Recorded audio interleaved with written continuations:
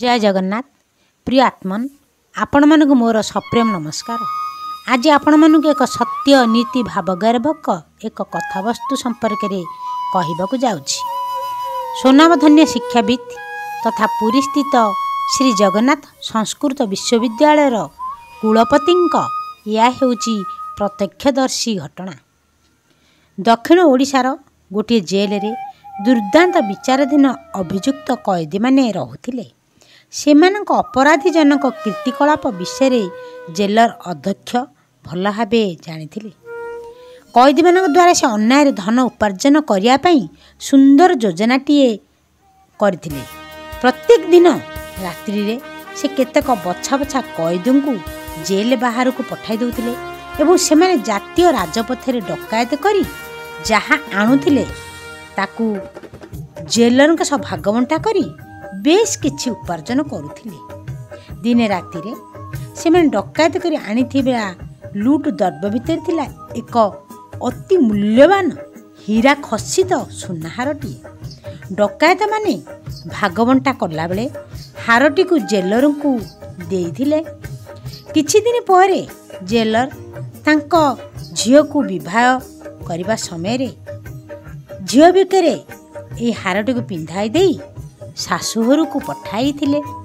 घटना करबे जेलर से जेल रु ओडिशार अन्य एक जेल को बदली होई गेले। नूतन कर्मस्थली रे जेलर जोग देई तांको पुराना अभ्यास जारी रखिले एवं कैदी मानकु रात्रि रे लुंठन करबा को छाड़ी देई लुंठित धनरत्न को सेमानक सह भाग करिबारे लागि पड़िले। दिनकर कथा राति रे डकायत सारी जेते बेले डकायत माने सेमाने लुंठन करिथिबा अलंकार ओ टंका प्रवृत्ति बांटी करी बसिले। हठात जेलर महोदय आखि खुशी हो गला। पूर्व कर्मस्थली रे पाइथिबा हीरा खचित हारटी लुंठन द्रव्य मध्य से देखिबाकू पाई चमकी पड़िले। ये तो सेही हार जहाकू से तांको अलिअली झियो बेकरे बाहाघर बेले पिंधाई देइथिले।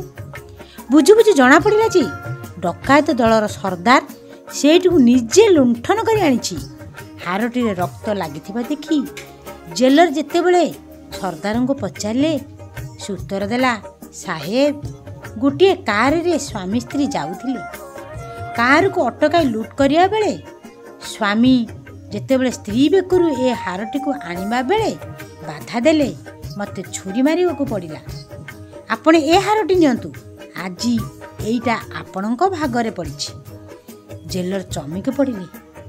ताहले ताहले आ सब भाबी पारले नहीं।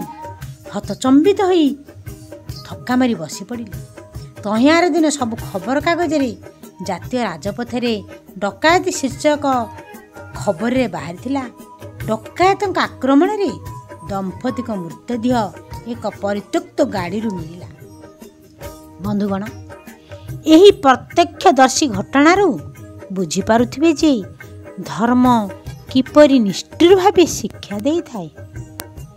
आमे जेपरि कर्म करिबा सेपरि फल आमे ओ आमर परवर्ती पीढ़ी तथा आमर वंशधरगण भोग करिबे।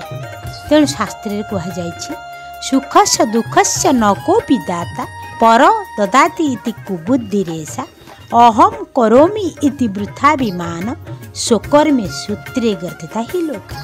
जय जगन्नाथ।